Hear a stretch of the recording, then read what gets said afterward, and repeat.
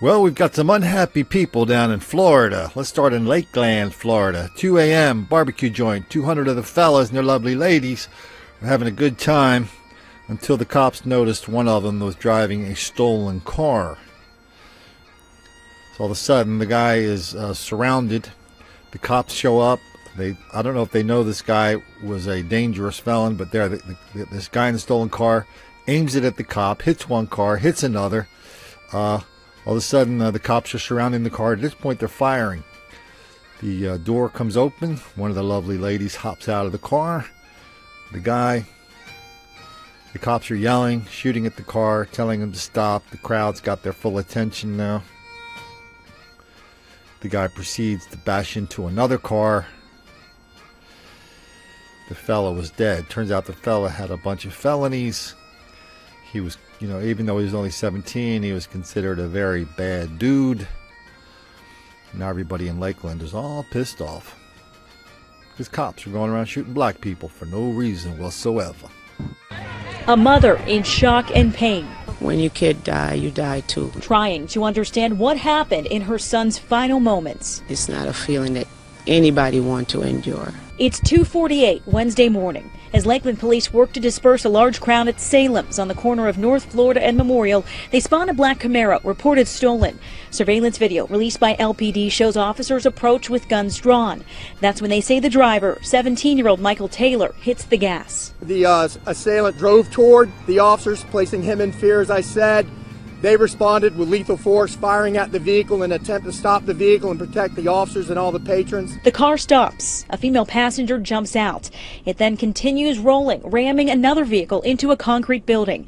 3 officers total fired at the car, but it's unclear how many shots were fired. With over 200 people, there are a lot of people that were placed into jeopardy this morning in harm's way. Taylor died from his injuries. Police revealed the 17-year-old was on felony probation as a violent offender of special concern and say they found a loaded firearm in the Camaro. I was really scared that I was going to get shot. Protesters stood at the scene Wednesday evening, demanding a closer investigation of the officers' actions. All lives matter.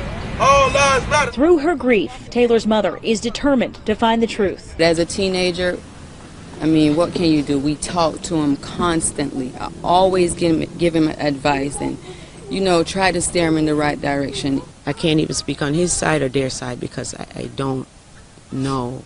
15 miles away in Winter Haven, Florida, same day, the cops get a report of some of the fellas and their lovely ladies having a big old riot out in the street. The cops respond.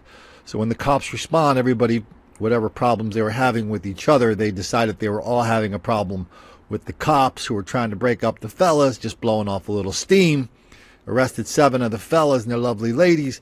But if you look at the headline, it looked like, okay, it was just a little bit of argy-bargy. But if you read into the story and you listen to the people who sent me emails complimenting what you read in the story, you learn that there were people who were attacking the cops, pushing the cops, shoving the cops, grabbing the cops, trying to prevent the cops from getting to the people who were terrorizing the neighborhood. A quiet day after Christmas here on Avenue R Northwest in Winter Haven. But last night it was the scene of a violent brawl. Someone who had passed through the area saw that somebody was being severely beaten. Winter Haven police say up to 30 people were crowding around the fight. When officers tried to step in and break it up, no one listened, and they became targets too. That were pushed or kicked or spit on. We had 4 officers that were basically assaulted. 7 people were arrested. 5 of them, including a minor, were charged for attacking or resisting an officer. One ended up being tased. Police say he was trying to run away after aggressively pushing an officer. There were quite a few that were pulling at the officers, pushing the officers, trying to get them to not break up the fight. And so ultimately we ended up with 7 people going to jail. At this point, police say it's unclear what caused the fight in the first place. For now, they hope this serves as a reminder to keep tempers under control. At a crowd of 20 or 30 people getting together and enjoying their time together, there's nothing wrong with that. Just need everybody to behave. A day later, officers continue to investigate the fight. Despite the violence that broke out here last night, police say no one was seriously hurt. I don't know, is this just a thing now? This is a thing the cops can expect when black people are involved in some episode of hyper-violence? We can now just expect hyper-violence to be directed Please, sir. I want some more. And the cops are just supposed to sit there and shrug their shoulders and go, well, I guess that's just a part of good community relations, letting black people attack us. Because if we start connecting dots, start telling people what's really going on out there, the truth that cops know, that's going to make a lot of black kids angry.